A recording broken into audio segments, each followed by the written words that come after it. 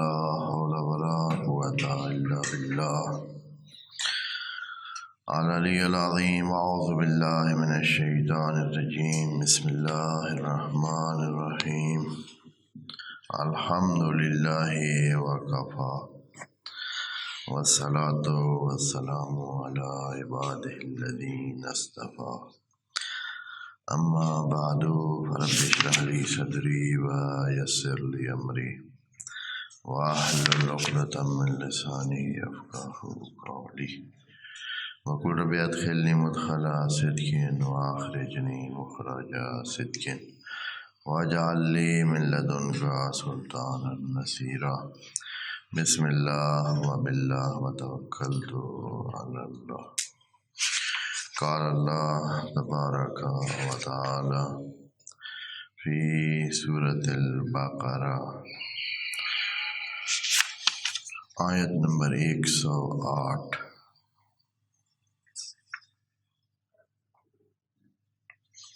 بسم اللہ الرحمن الرحیم. ام تريدون ان تسألوا رسولكم كما سئل موسى من قبل ومن يتبدل الكفر بالإيمان فقد ضل سواء السبيل. ود كثير من أهل الكتاب لو يردونكم من بعد إيمانكم كفارا حسدا من عند أنفسهم من بعد ما تبين لهم الحق فاعفوا واصفحوا حتى يأتي الله بأمره إن الله على كل شيء قدير. وأقيموا الصلاة وآتوا الزكاة وما تقدموا لأنفسكم من خير تجدوه عند الله إن الله بما تعملون بصير. صدق الله العظيم. یہ آیات جو ابھی مورد نظر ہیں 108 نمبر سے آگے، یہ آیات پچھلی آیات کے ساتھ ہی ربط کامل رکھتی ہیں. پچھلی آیات میں بات یوں شروع ہوئی تھی، وعلیکم السلام، اہل یہود نے ایک بہت بڑا اعتراض اپنا یہ نکالا، اور حتیٰ اس اعتراض کی وجہ سے نبی کو جھوٹا کہنے کی جرأت اور جسارت بھی کی. وہ اعتراض یہ تھا کہ اللہ کی جانب سے دین آتے ہیں، کتابیں آتی ہیں، تو ان کے ختم ہونے کا مطلب ہی نہیں بنتا.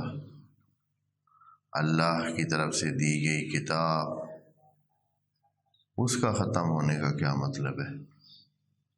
کیا اللہ کو پہلے پتہ نہیں تھا تو اب جو ہے پتہ چل گیا ہے اور اس نے کتاب تبدیل کر دی ہے؟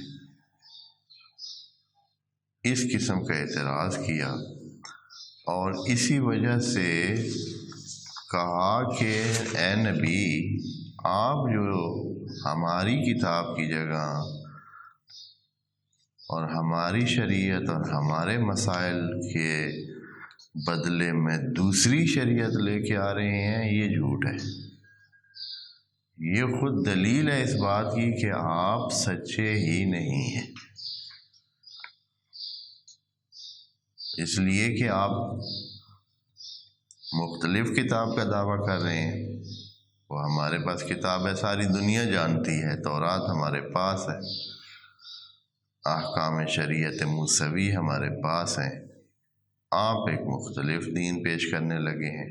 تو یہ دلیل ہے کہ آپ بھی جھوٹے ہیں، اور یہ نبوت بھی جھوٹی ہے، اور سرے سے یہ کہانی ہے ہی نہیں کہ آپ اللہ کے رسول ہیں.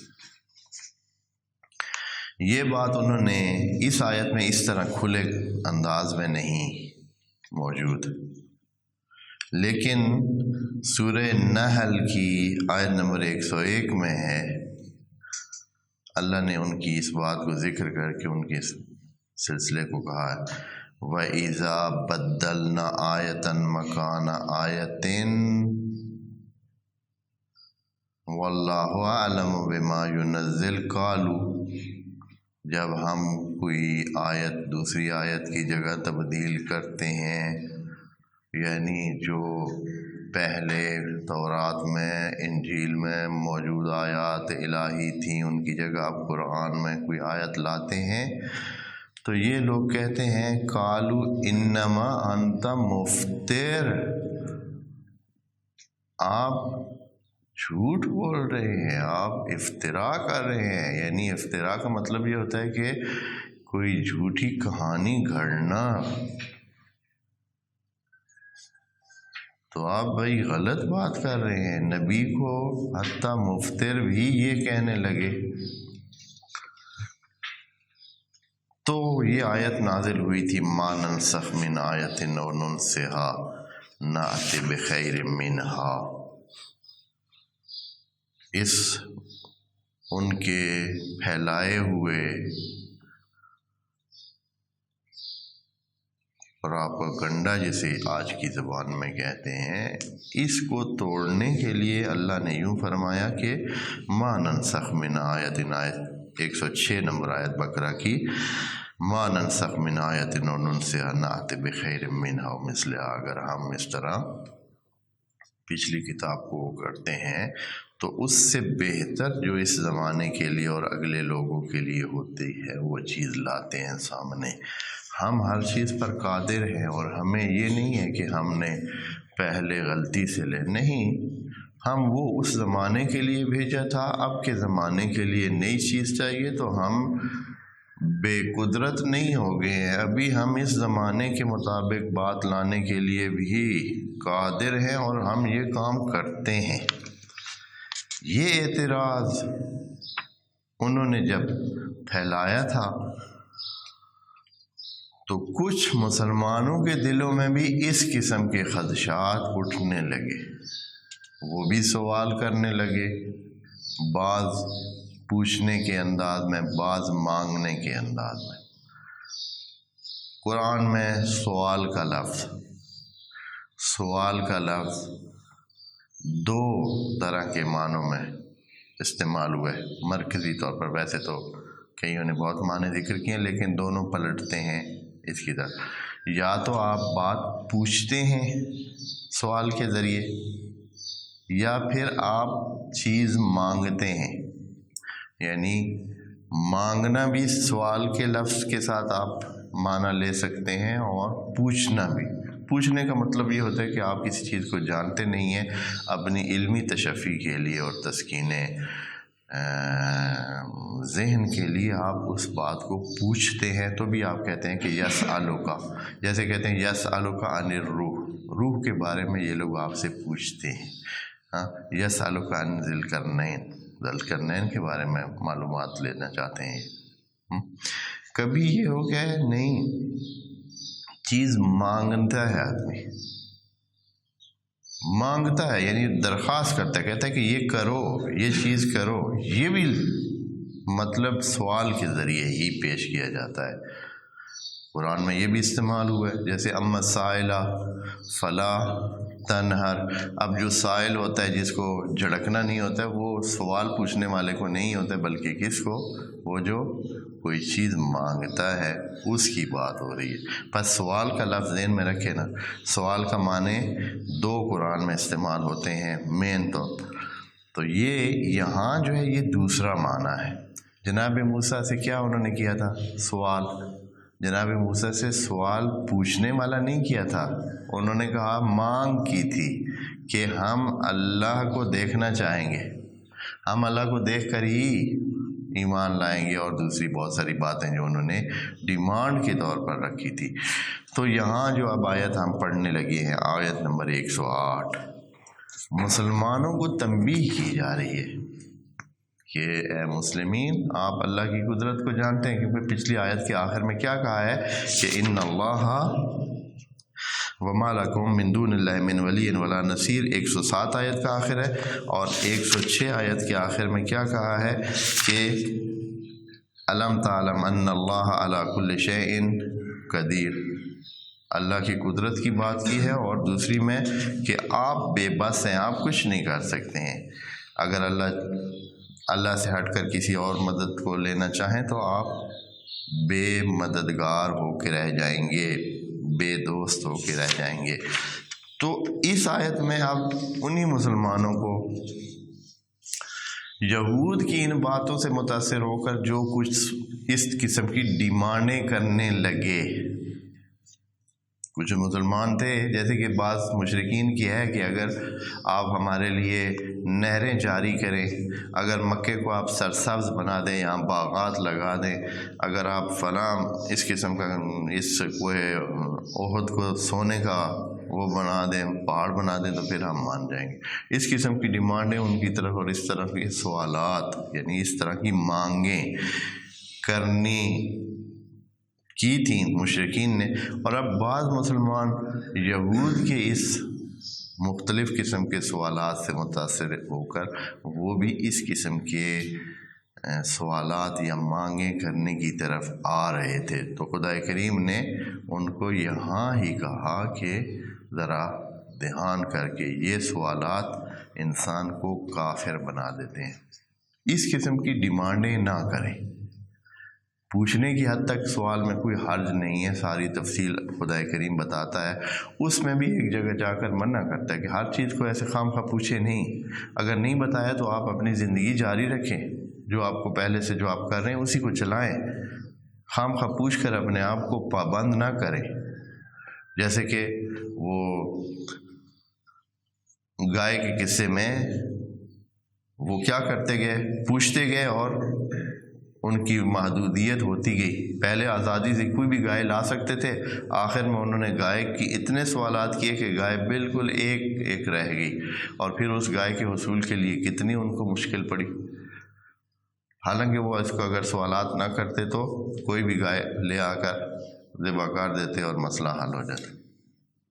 تو یہاں اس آیت میں 108 نمبر آیت میں مسلمانوں کو یہ کہا جا رہا ہے کہ ایسے وہ مانگیں نہ کریں جو قوم موسیٰ نے جناب موسیٰ سے کی تھی، اور پھر پھنستے گئے اور حتیٰ کفر پر جا پڑے اور بہت ساری باتوں کو انہوں نے نہ مانا اور کفر کرنے لگے۔ دیکھیں اس آیت میں یوں کہہ رہے ہیں ام تریدون، یہاں اس کا وہ جو اس کے بیک گراؤنڈ میں کیفیت ہے نا، وہ اس آیت کے اس سامنے والے حصے سے خود بخود ہی ہمیں لینی ہے کہ صورتحال یہ تھی کہ کچھ مسلمان اس طرح سوالات اور اس طرح مانگیں کرنے کے موڈ میں تھے، یا کچھوں نے ایسا اظہار کیا تھا، تو خدا کریم نے فوراً ان کو کہا کہ آپ قوم موسیٰ کی طرح بدبختیوں کی طرف نہ چل پڑیں، جہاں ہیں یہاں ہی رک جائیں۔ ہم تریدون ان تسألوا رسولکم، آپ بھی وہی چاہتے ہیں اپنے رسول سے مانگنا جیسے کہ کما سئل موسیٰ من قبل، جیسے کہ جناب موسیٰ سے یہ چیزیں مانگ کی گئی تھی۔ تو سختی سے کہا جا رہا ہے کہ ایسی ڈیمانڈیں، ایسی مانگیں مت کریں۔ وَمَن، یہ کہہ کر کہ کیا آپ بھی ایسے کریں گے، اس کے اوپر اس کا نتیجہ بتا دیا ہے کہ اگر کوئی ایسا کرتا ہے تو ہماری طرف سے کوئی یہ نہیں ہے کہ ہم اس کا جواب نہیں دیں گے، لیکن نتیجہ اس کا یہ نکلے گا کہ آپ کافرانہ انداز کی طرف چلے جائیں گے۔ آپ اس سے آپ کے دلوں میں جو سلسلے ہو جائیں گے، تبدیلیاں آ جائیں گی، اور جو آپ مانگیں کریں گے اور پھر مانگوں کے اوپر آپ کو اور سوال پیش آئیں گے، اور پھر ان سوالوں سے آپ ممکن ہے راضی پھر بھی نہ ہو سکیں، اور پھر آپ حتماً کافر ہیں۔ ابھی تو لا علمی کا کہہ سکتے ہیں، لا علمی آپ کے لیے عذر ہے۔ لا علمی ایک بہت بڑا عذر ہوتا ہے، انسان کہہ سکتا ہے کہ اللہ ہمیں پتہ نہیں تھا، لیکن جب انسان کو معلوم ہو جائے اور پھر وہ اس سے ہٹ کر اپنے اقدامات کرے، اس صورت میں تو وہ کافر ہوا کہ ہوا۔ اس لیے خدا کریم فرما رہا ہے وَمَن يَتَبَدَّلْ الْكُفْرَ بِالْإِيمَانِ، آپ مومن ہو چکے ہیں، اب اگر آپ اس قسم کی حرکات اور اس قسم کی مانگیں شروع کریں گے تو آپ اپنے اس ایمان کو کفر میں بدل دیں گے، آپ کا ایمان کفر میں تبدیل ہو جائے گا، تو پھر نتیجہ کیا ہو جائے گا؟ فقد ضل سواء السبیل، پس وہ مین راستے سے، اصلی راستے سے کیا ہو جائے گا؟ ہٹ جائے گا، سیدھے راستے سے، صراط مستقیم سے، اور جس راستے سے وہ سیدھا اپنے آپ کو جنت تک لے جا سکتا ہے اس راستے سے کیا ہو جائے گا؟ ہٹ جائے گا۔ اچھا،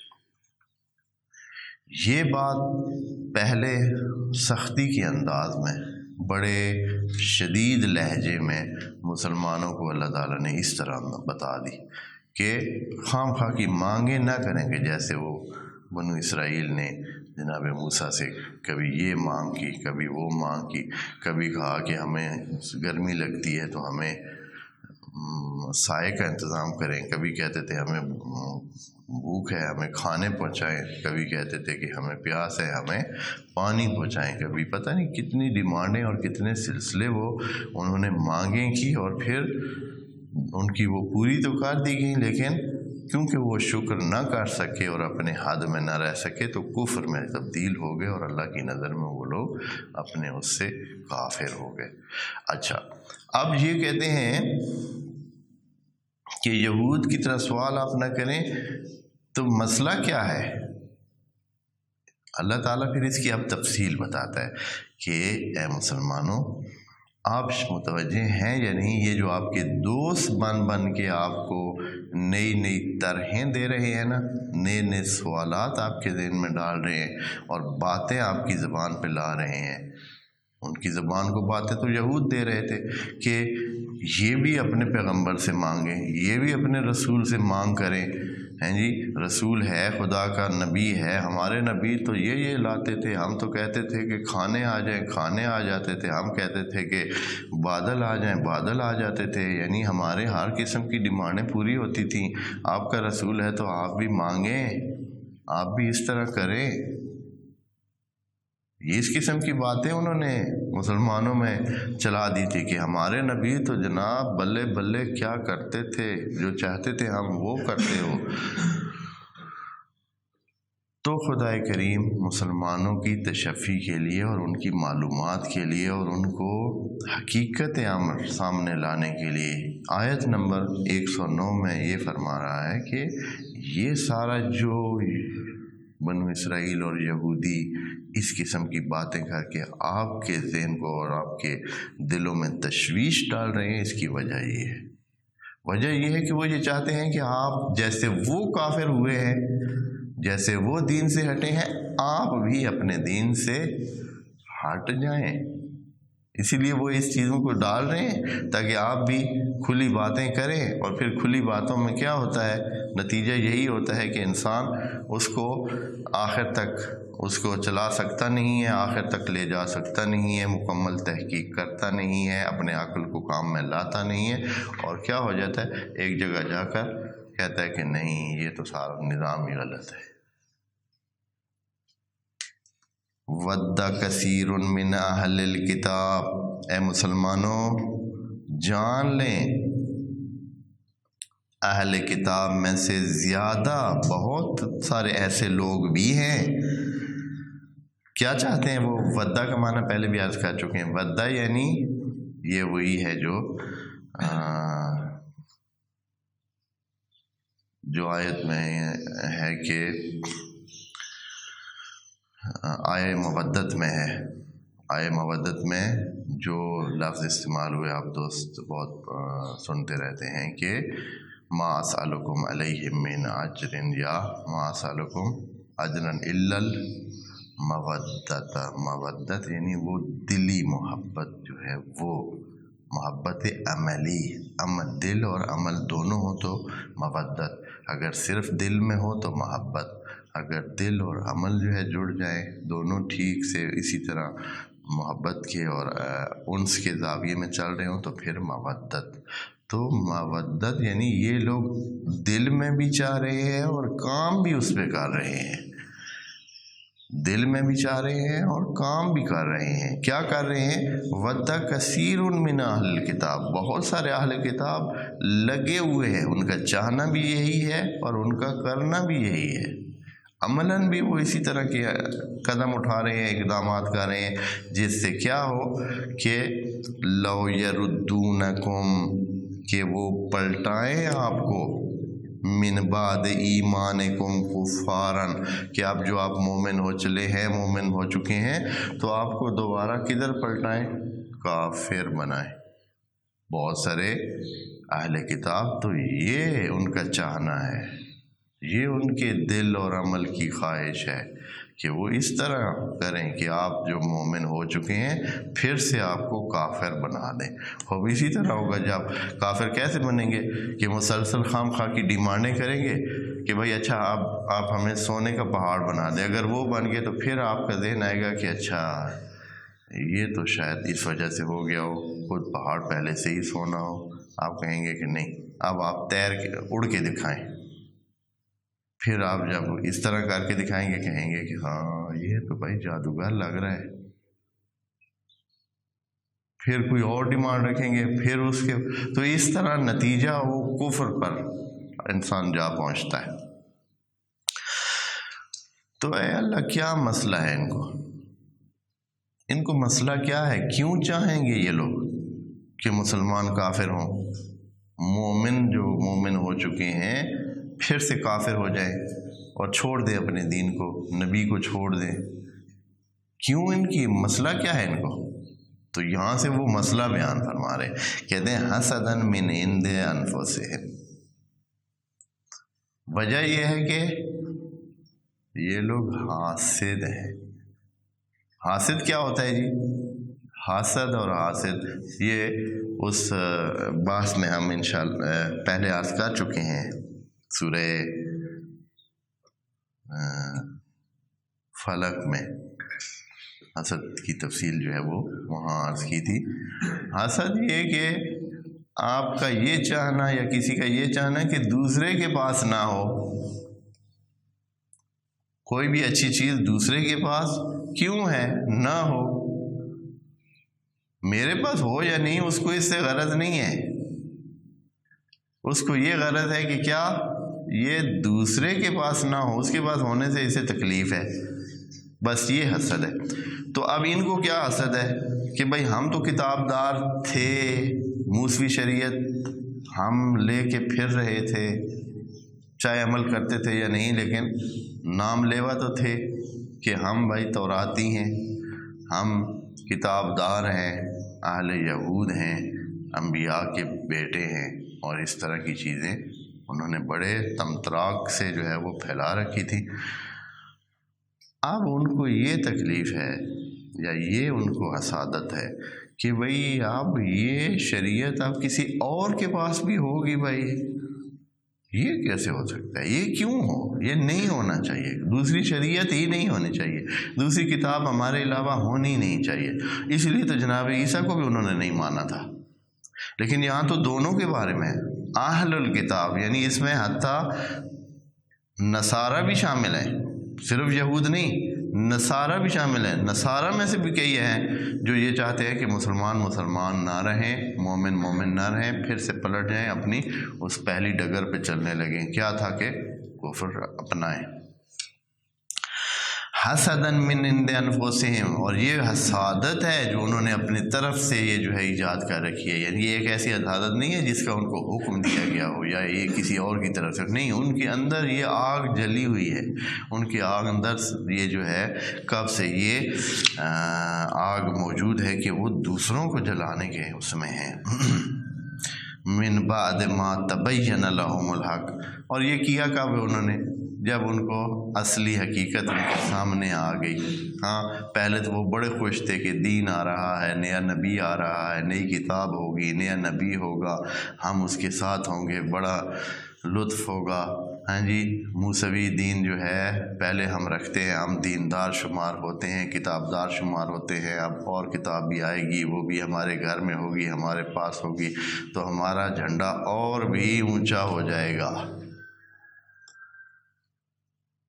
یہ اب جو وہی پتہ چلا ہے کہ ہاں نبی بھی آ گیا ہے اور کتاب بھی آ گئی ہے، اور یہ ایک بات جو ابھی ذہن میں آ رہی ہے کہ یہ جو نبی کی مدد کے لیے اور نبی کے دین کی ترقی کے لیے اور حمایت کے لیے یہ لوگ حجاز میں آ کے بسے ہوئے تھے، بہت سارے ایریاز میں جو ان کی کتابیں موجود تھا کہ نبی نے آنا ہے تو اسی ایریا میں آنا ہے۔ ایک شاید وجہ یہ جو پہلے عرض کی ہے کہ حمایت کے لیے، مدد کے لیے، اور دوسری شاید بعض گھرانوں کے اندر یہ ہوگی وہ بچہ ہمارا بچہ ہوگا۔ تو اگر سارے یہودی وہ رہ رہے ہوں ادھر سرزمین موعود میں، فلسطین میں، جبکہ کتاب میں موجود ہے کہ نبی نے آنا ہے حجاز میں، تو پھر حجاز میں کیسے آ سکتا ہے؟ ان کے گھر تو پھر نہیں آ سکتا ہے نا، ان کی لڑی میں تو پھر نہیں آ سکتا ہے۔ ان کی لڑی میں تب ہی آ سکتا ہے کہ حجاز میں وہ موجود ہوں۔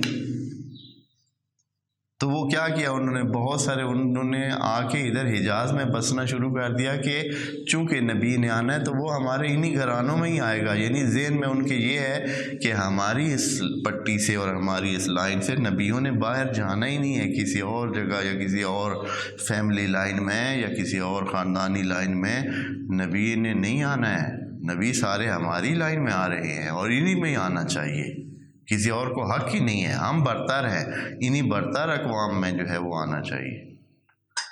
تو شاید اس وجہ سے بھی یہ لوگ ادھر بس رہے تھے، وإلا ان کا جو مذہبی طور پر ان کے لیے جو زمین مہم ہے اور جس کے لیے یہاں قرآن میں بھی اشارات موجود ہیں، وہ یہی سرزمین موعود جسے کہتے ہیں، وعدہ دی ہوئی، اللہ کی طرف سے وعدہ دی ہوئی سرزمین ان کو، وہ فلسطین اور اس علاقے میں ہے، وہ تھوڑے سے فاصلے پر ہے۔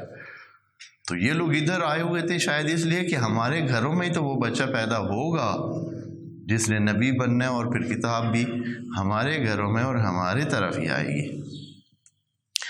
اب جب کہ ان کے سامنے حقیقت آ چکی ہے کہ دین یہی سچا ہے، کتاب یہی سچی ہے، اللہ کی طرف سے ہے اور یہ نبی ہے، لیکن یہ بھی ساتھ ہے کہ یہ ہماری اس لائن میں سے نہیں ہے، یہ بنو اسماعیل میں سے ہے، بنو اسحاق میں سے نہیں ہے۔ وہ سارے تھے بنو اسحاق، جناب اسحاق کی اولاد میں سے تھے۔ یہ جو ابھی نبی آیا ہے آخری نبی، یہ بنو اسماعیل، جناب اسماعیل کی اولاد میں سے ہے۔ اب یہاں انہوں نے ان کو یہ درد اور یہ حسد تکلیف دینے لگا، اور پھر اس کے نتیجے میں وہ اپنی سازشیں اور اپنے جو کام ہیں کہ مسلمانوں کو جو ہو چکے مسلمان ان کو بھی کافر بنانے کا چاہنا انہوں نے کیا۔ من بعد ما تبین لهم الحق، پھر اب اے اللہ ہم مسلمان کریں کیا؟ پھر کیا طریقہ اپنا ان کے سامنے؟ اب یہ تو یہ چاہ رہے ہیں اور اپنی باتیں بھی بھلا رہے ہیں، بتا رہے ہیں، ایسے ایسے سلسلے کرتے ہیں، خرابیاں کر رہے ہیں یہ، تو کیا کریں ہم؟ تو آیا ان کے ساتھ ابھی جنگ کریں، لڑیں؟ تو ابھی تازہ تازہ دین بھی بڑھنے لگا ہے، مدینہ میں بھی ابھی تازہ تازہ قدم رکھیں۔ سورہ بقرہ ابتدائی ایام میں یا ابتدائی عرصے میں ہی مدینہ میں نازل ہوئی، تو اب ابھی تو دین اور اسلام اتنا مستحکم ہوا ہی نہیں ہے، جنگ کے حالات ہی نہیں ہیں اس طرح، یا ان کے دفاع کرنے کی بھی صورتحال اس لیول کی مستحکم نہیں ہے، اور وہ تو اندر رہتے ہیں۔ باہر کے دشمن کو تو پھر کوئی بندہ کسی طریقے سے ان کے ساتھ وہ کر سکتا ہے، محاذ بنا سکتا ہے، لیکن یہ تو سارے پھیلے ہوئے ہیں، آس پاس میں سارے یہودی ہیں اور بڑے طاقتور ہیں، ایسے بھی نہیں ہیں کہ کمزور ہوں۔ انہوں نے تو یہاں شہر کے اندر بھی قلعے بنائے ہوئے ہیں، جو یہ بنو نذیر اور بنی قریظہ کے جو آس پاس میں رہنے والے ان کے ایریاز تھے، انہوں نے ایسی ایسی بڑی مستحکم اپنی رہائشیں بنائی ہوئی تھیں اور ایسے ایسے قلعے بنائے ہوئے تھے، گھر نہیں تھے، ان کے قلعے تھے، وہ اس انداز میں انہوں نے پہلے ہی بنائے ہوئے تھے، اور وہ کبھی بھی کوئی کسی کا دشمن کا کوئی وار ہوتا، کوئی ان پہ حملہ کرتا تو وہ اندر چھپ جاتے اور وہاں وہ مہینوں رہ سکتے تھے، باہر بیٹھا رہے نا دشمن، خود ہی धूप में बैठ बैठ कर क्या हो जाएगा, ना हमने निकलना है ना उन्होंने हमें कुछ कर सकना है, अंदर ही बैठे रहते। इतने पक्के मुस्तहकम उनके किले होते थे, घर होते थे कि वो दुश्मन बाहर ही बैठ बैठ कर आखिर थक कर छोड़ के चले ही जाता था, फिर ये निकल आते थे। तो इस अंदाज के इन्होंने तरीक़ाकार अपनाए हुए थे। तो अब इनके साथ क्या करें हैं मुसलमान, ऐ अल्लाह हम मुसलमान जो अभी तो कहते हैं फ़ाफ़ु, इनको माफ़ कर दें। क्या करें जी, माफ़ कर दें। वस्फ़हु, और बराबरी के साथ रहें, यानी सफ़ा, ये सफ़ा से है, सफ़ा जो ये किताब का सफ़ा होता है, सफ़ा इसको इसलिए कहते हैं कि ये क्या होता है, ऊंच नीचे इसमें नहीं होती है, हाँ, नशेब व फराज नहीं होता है, बराबर होता है। यानी उनके साथ ऐसे रहें जैसे कोई इतने मसले हैं नहीं। अभी फ़ेलन ऐसे रहें, आप माफ़ भी कर दें उनको जो ये गलतियां कर रहे हैं, इस अंदाज में रहें। फिर अल्लाह जो है बताएगा कि क्या, या फिर अल्लाह बताएगा या फिर अल्लाह ये करेगा कि एक अपनी मदद ऐसी करेगा कि इनकी ये सारी साजिशें क्या हो जाएंगी, नाकाम हो जाएंगी। फ़ाफ़ू वस्फ़हू, कब तक, हत्ता याती अल्लाह बिअम्रे, जब तक कि अल्लाह अपना अम्र ले आए। यानी का याकुम बेअम्रे ही, ये वो हुक्म देने वाली बात नहीं, याती अल्लाह बेअम्रे, जब तक कि अल्लाह अपना अम्र पेश करे, ले आए। बस इस अम्र से मुराद हुक्म देना सिर्फ नहीं है, अम्र जो है कुरान में इसका माना मौजूद है। अम्र से मुराद वो कुन फयकून, अल्लाह को वो जो आखिरी हुक्म होता है कुन फयकून वाला, उसको अम्र कहते हैं। यानी एक होता है खाल्क, एक होता है आम्र। खाल्क ये होता है कि जो तदरीजन कोई चीज़ पैदा होती है जिसमें तदारुज होता है, यानी मरहलावार, और वो मरहलावार इस तरह होता है कि उसके असबाब होते हैं, ये सबब हुआ, फिर वो सबब हुआ, फिर वो सबब हुआ, तो ये खाल्क है। और इसके मुकाबले में आम्र होता है। आम्र यानी नहीं, वो अमरहू इज़ा अराद अल्लाहु अन यक़ूल लिशैइन कुन फ़यकून।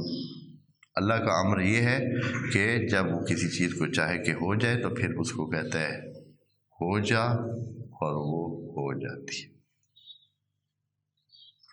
ये अम्र होता है। तो अल्लाह वो अम्र जो उसका बग़ैर इन ज़ाहिरी असबाब की चीज़ पैदा करने वाला अम्र है, वो आएगा।